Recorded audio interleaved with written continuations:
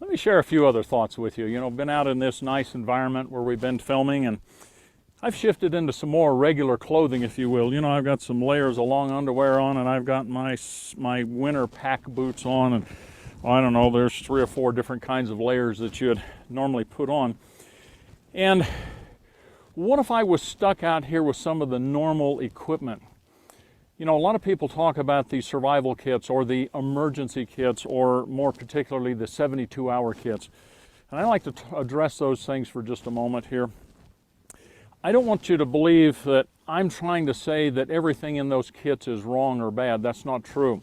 Everything in there has a use and could be put to use. But the problem is that when you get one of these kits, you know, you go down, you buy one of these things, it's $49.95, $149.95, whatever it is. You bring it home, and the salesman or the catalog or sales piece said, this is what you need. You have what you need for an emergency. You have the basic kit and the deluxe kit and the super deluxe kit and the family kit and those things, so you think you've got what you need. Well, let's talk about some of the things that are typically in here. Everything is useful, but they don't tell you the limits, and they also don't tell you what's not in there. Well, let's dig into these things. Now, by the way, I do a whole program on this. You can listen online. There's an audio series in there. It's called Your 72-Hour Kit Could Kill You, and it's a presentation I did back in 1997 at a civil defense training, where I just took a purchased kit and just went through it and looked at some of the problems that were in there. So you can download that or listen to that or get copies of that and pass it around. Also, in this series that we're producing, the Self-Reliant Family series, number 6, which is about evacuation kits, you'll see far greater depth on this whole topic. I just want to take a few moments to address it here. Let's look at some of the typical things that you may find in one of these kits. By the way, it's warmed up. It isn't snowing as bad, and I'm starting to get cold out here. Well, I'm not cold, but I can feel the loss of heat. Something that's very common in these kits that they talk about and they try to sell to you is these emergency blankets, these space blankets. Well, let's just say you're out here, and the impression is that if you have one of these, you know, you read the instructions on here, and it says space-age insulation material, reflects 90% of body heat back to the body, provides emergency protection for campers, hunters, sportsmen, compact, lightweight, opens to 78 inches by 53 inches, a must for every survival kit. Right there it says, I need one of these emergency blankets. So here I have this thing. It's a very thin Mylar sheet. The idea is that this is going to be your emergency sleeping. You know, you're out here, you're getting cold, you have to spend the night. So you want to unroll your little blanket. By the way, this is really fun in the wind. You ought to try that. And it's this thing. It'll take me a second to peel this thing apart here. There we go.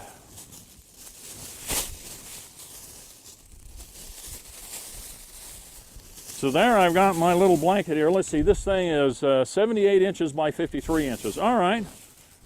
And it reflects the heat back. In fact, if I put my hand underneath here where I have a bare hand, it's going like, yeah, I can feel some heat come back to it. And I can also feel that out here the wind is blowing on it and the snow's blowing on it, so that gives me a little bit of protection. That's all true. That really is. And then what you're supposed to do is take this thing and wrap it around you so that it'll give you some protection. Of course, you'll notice it only gives me a very limited area of protection. A lot of my body is outside of it.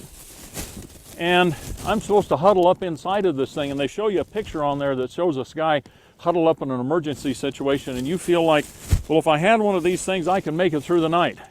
I dare you. You go out and do that. I mean, I'm going to be out here for a little while fussing around with things. Now, this keeps the wind off of me. It keeps a little bit of snow off of me. But if you had to spend the night in this, and this is all you had, first off, it's going to be a very, very, very long night. Secondly, you'll never want to do it again. And so I would recommend that you don't have the concept that says, oh, if I have one of these space blankets, I'm going to be okay. They make them in another form here that's a little more convenient. It says the same kind of things on here about reflecting the heat back and all those things, but this one's made in the shape of a bag. So you can open this guy up.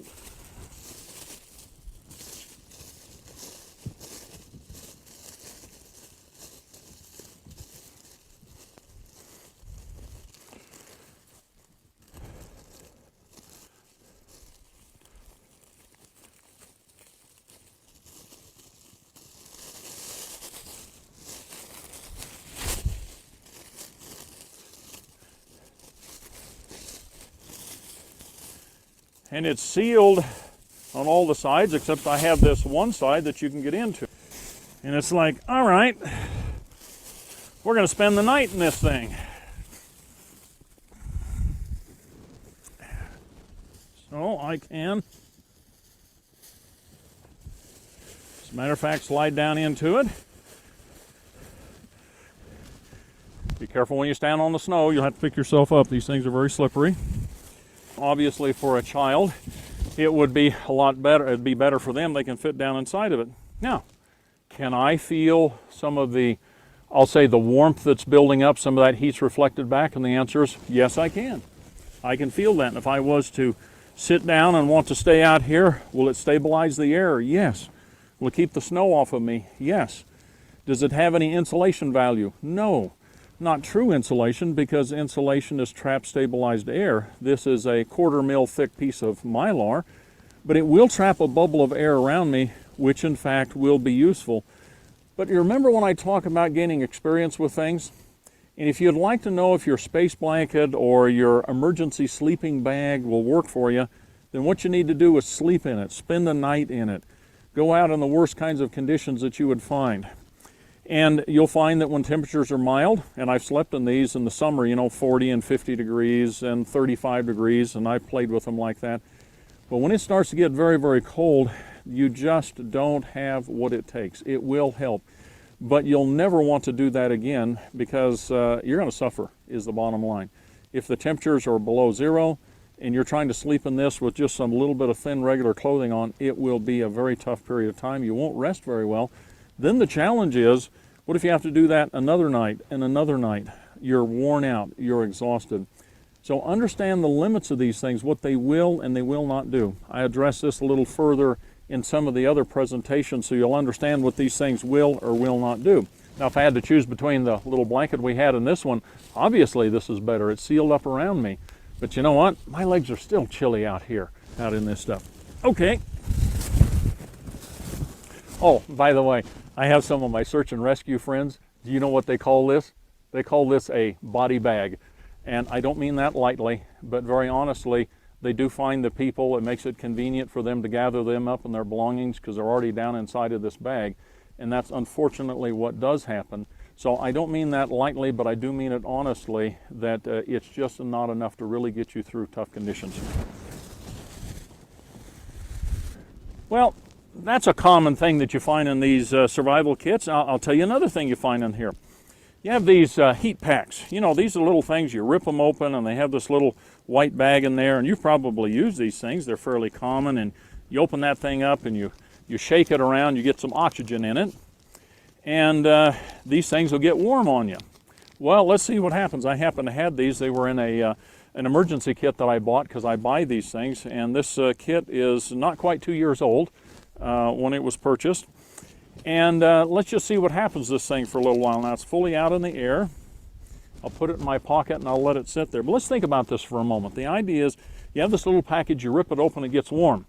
Well, this one kit that I had, it has in there, it has 3 of them, 3 per person, so you have 1 per day. Okay, where are you going to put it? I've got my right hand, I've got my left hand, and I have my right foot, my left foot, or I have wear. This is something that'll warm up a very small area, but that's all that it'll do.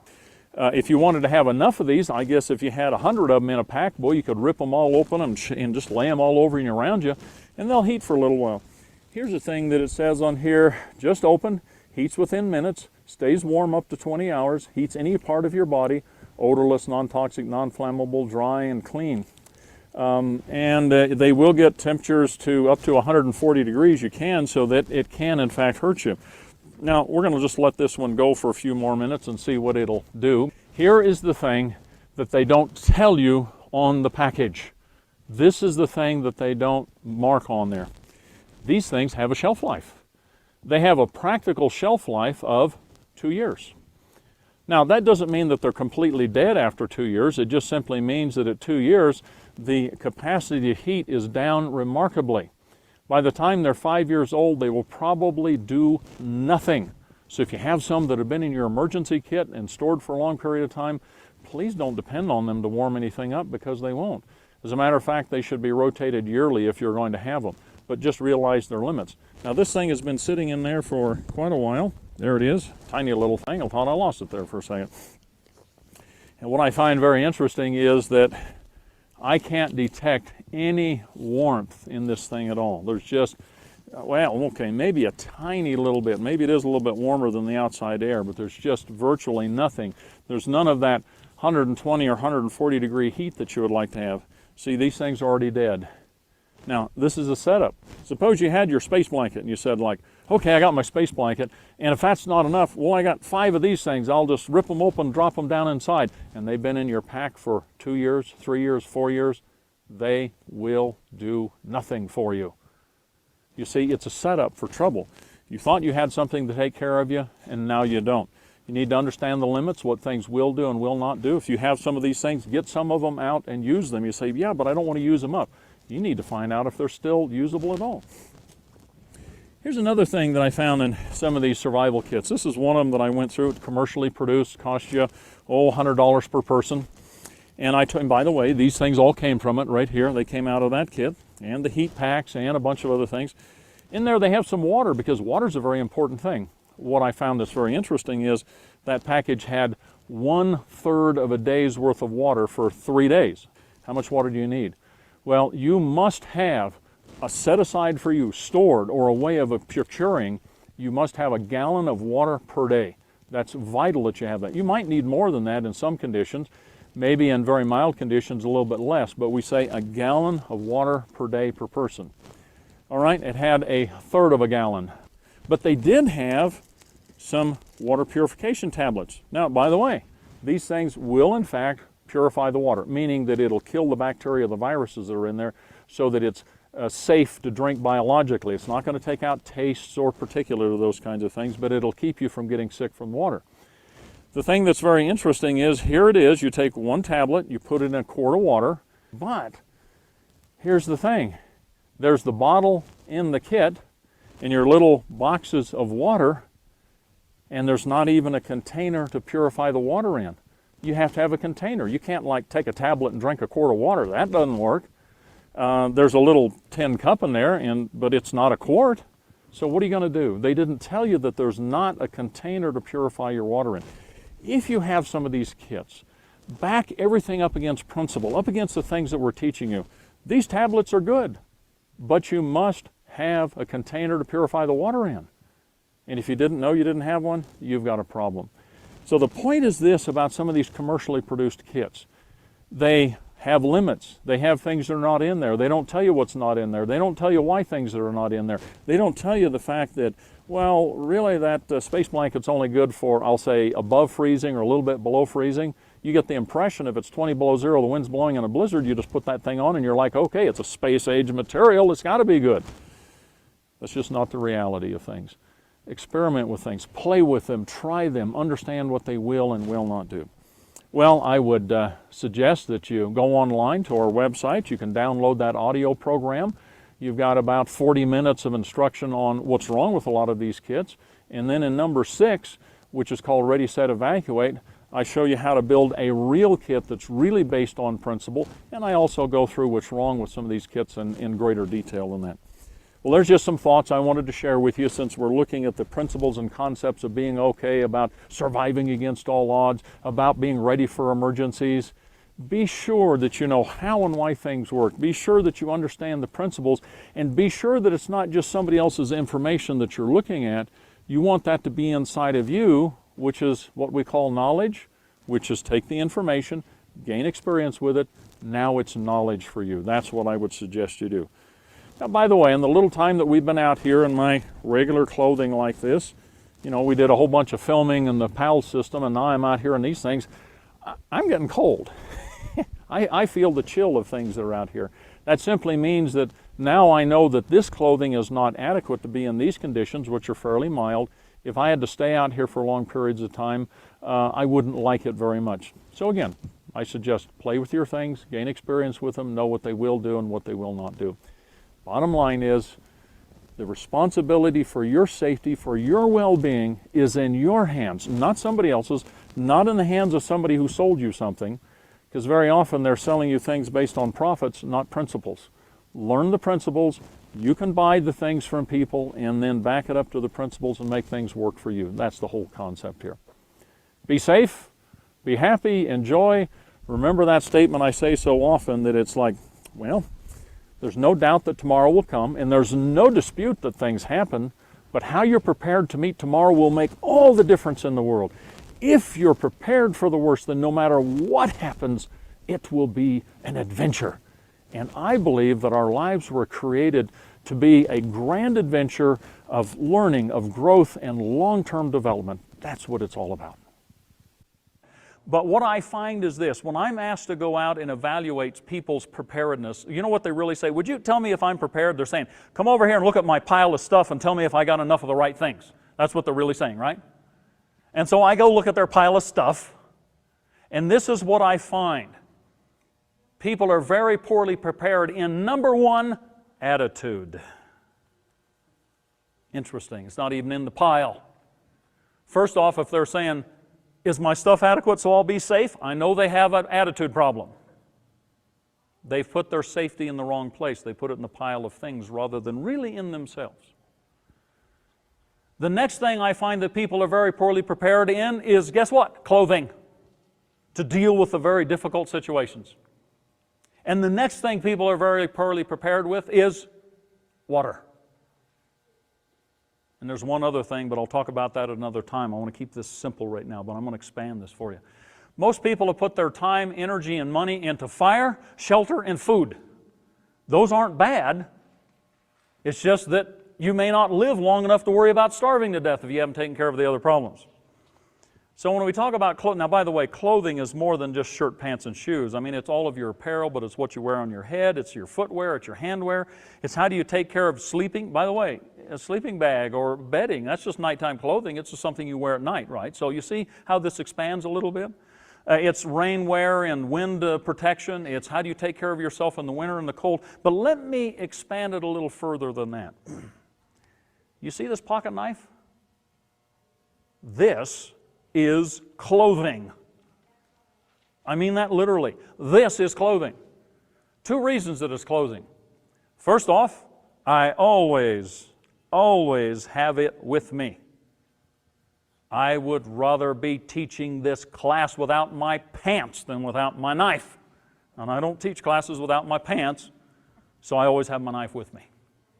One time I was late to a presentation or a meeting, this is a number of years ago, and I had to change clothes real quick, and I was leaving, and we live a few miles out of town, and so I was hurrying to get in here. And as I got in the car about a mile down the road, I went, oh, where's my knife? I stopped and went back to get my knife, because I'd rather go to a meeting without my pants than without my knife.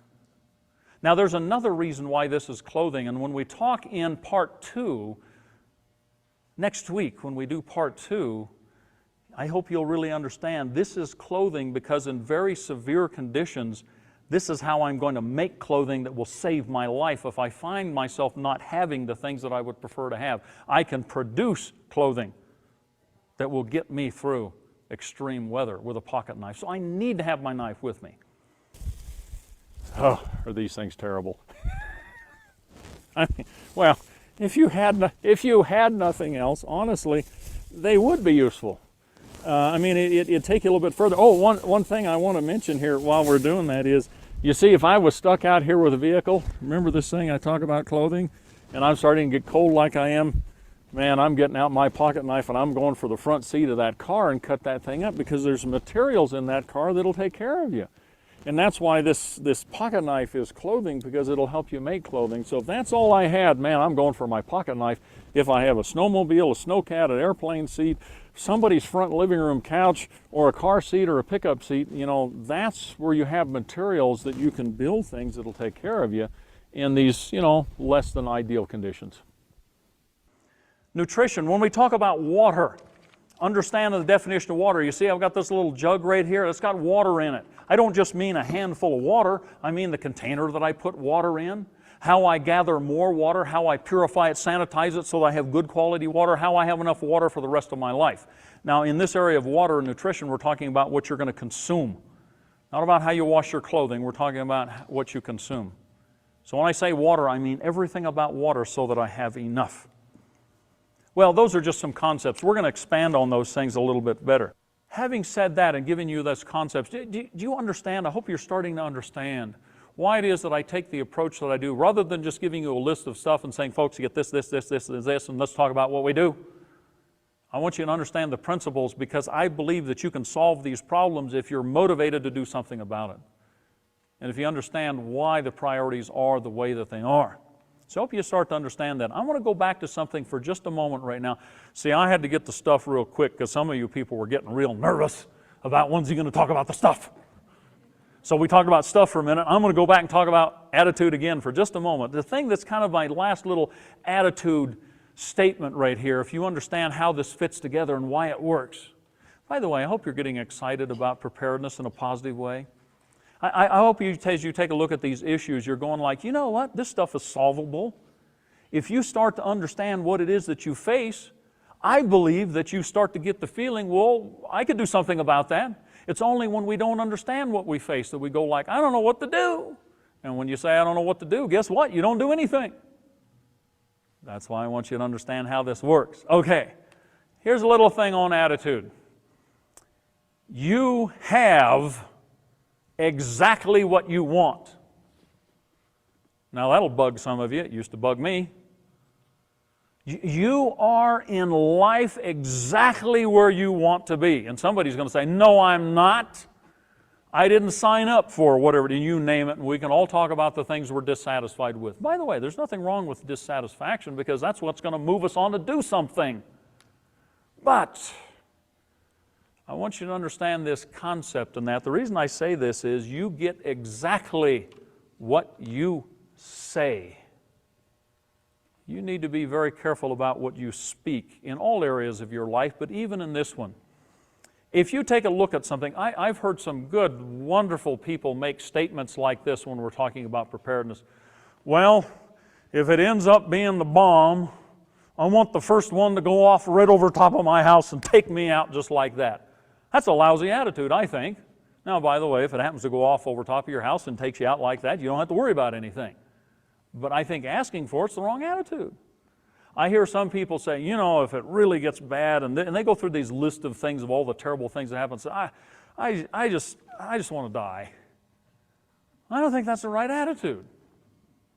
I don't think that's something we should be voting on, if you get my point. I think that we have a responsibility to ourselves, to our families, to our community and people around us, to do everything that we possibly can for as long as we can, as good as we can, to the benefit of as many people as we can. I think that's a part of what life is about. Therefore, emergency preparedness is important, is useful for us and for other people. But be careful what you say. You see, you get what you think about. If you think about all the bad things that can happen to you, or how bad it is, or how oppressed you are, or how miserable you are, guess what? That's what you get. You say, but I don't want to be unhappy. Well, then stop being unhappy. Some of you won't like this, but you see, you choose to be unhappy. Now, wait a minute, somebody says, now, you mean that how I react, key word, how I react is within my control? Yeah, how you respond really is within your control. Somebody makes a statement, but he made me mad. Nope. Mad's a choice. You decide whether you're mad, sad, happy. Now that may prick you just a little bit, and I want it to, because as you're facing difficult things, as you have or will face hard things, you need to have the mental mindset that says, I'm going to be okay, I choose to be okay, but you're going to have to start now. What you say, what you think about, what you read, what you look at, the kinds of people you hang around, the kind of papers you read, those kinds of things are going to determine the kinds of attitudes, feelings, and reactions that you have. If you will change your teachers, here's a principle, here's a concept, real simple. You become like your teachers. I'm not in school anymore. Every day you wake up, you're in school. The people you hang around with will teach you. It's an interesting fact, and I wish we could spend a little more time on that. on this little idea right here. But if you will take the average income of all the people you hang around with, guess what? It's probably about the same income you have. You want to have more? Hang around people that have more. Guess what? You get more. It's interesting about life in general. Now, the only reason I want to give this concept to you is be careful what you say, what you think, what you read, and get that book that I told you about. Remember Viktor Frankl? That's what this is about. It's about developing attitudes. Now, he doesn't say it in every way that I'm talking about in here, but if you'll read this and understand the principles that he's talking about in here, it'll make a difference in who you are and who you can become. Okay. Now, let me show you one other little thing here. I want to talk about, getting prepared and how do we go about doing these things. And I just want to show you a concept up here very, very quickly. Because here's a thing that you need to learn to do. I'm going to put on the board some squares. Now, my question to you is, how many squares are there? Count them. How many? Let me start you off here. Here's number 1. If we go across here, we come down here, there's 16. How many squares are there? Well, more than 16? There's 17. Okay, somebody says, where's the 17th one? I've counted 22 already.